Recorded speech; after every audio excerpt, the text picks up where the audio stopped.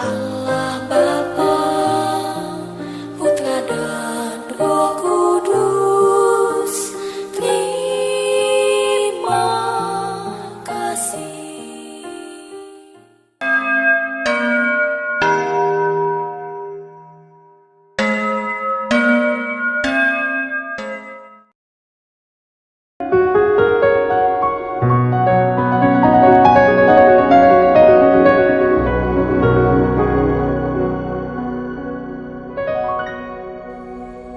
Shalom, selamat pagi. Sate pagi hari ini bertemakan manfaat menerima kritikan. Adapun firman Tuhan terambil dari Amsal pasal 12 ayat 15, pasal 27 ayat 5. Lebih baik teguran yang nyata-nyata daripada kasih yang tersembunyi. Bagaimana sikap kita ketika dikritik oleh orang lain? Marah? Ataukah kita berterima kasih telah dikritik dan berusaha memperbaiki diri? Pengalaman dikritik yang berhubungan dengan pelayanan pernah saya alami. Suatu hari saya dikritik oleh pemimpin saya di gereja setelah beliau melihat dan mendengar saya berkhotbah.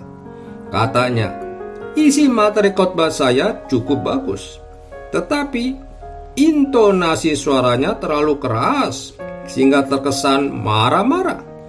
Selain itu, saya terlalu lama dalam berkhotbah dan terlalu banyak menggunakan bahasa asli Alkitab. Saat itu saya sulit menerimanya. Namun setelah saya pikir, hal itu baik juga, dan sejak itu saya mulai memperbaikinya sehingga bisa lebih menjadi berkat bagi jemaat. Memang tidak enak mendapatkan kritikan dari orang lain, apalagi ketika seseorang sudah merasa berada di puncak. Jika adanya mengkritik, biasanya ia beranggapan bahwa kritikan tersebut sebagai bentuk tidak menghormati dan usaha untuk menjatuhkannya. Lebih parah lagi, ia menganggap para pengkritik sebagai rivalnya. Bisa saja orang mengkritik karena benci atau tidak suka dengan kita. Bisa juga mereka mengkritik supaya kita semakin lebih baik. Namun apapun bentukan kritikan itu, entah bersifat pedas maupun tidak, atau berasal dari kawan maupun lawan, jika kita menyikapinya dengan pikiran yang positif, maka hal itu akan memberikan sumbangsi atau manfaat besar bagi kita, sehingga kita menjadi lebih baik lagi. Kita akan termotivasi untuk bekerja lebih baik dan penuh semangat. Di samping itu, kita harus menerima kritikan dengan sikap orang bersahabat dan tidak membenci orang yang mengkritik kita. Corrie ten Boom berkata, orang-orang yang melontarkan kritik bagi kita padanya, orang-orang yang melontarkan kritik bagi kita pada hakikatnya adalah pengawal jiwa kita yang bekerja tanpa bayaran. Maka sayang kalau kita membencinya, sebab hal itu akan membuat kita menutup diri terhadap perubahan ke arah yang lebih baik. Kritikan juga ibarat cermin. Kita dapat melihat kelemahan dan kekuatan kita ketika bercermin dari kritikan. Sebaliknya, kita tidak akan tahu adanya kotoran jika tidak bercermin. Selain itu, jadikanlah kritikan sebagai penyemangat untuk kita meningkatkan kemampuan kita. Emas menjadi murni karena melewati proses api pemurnian.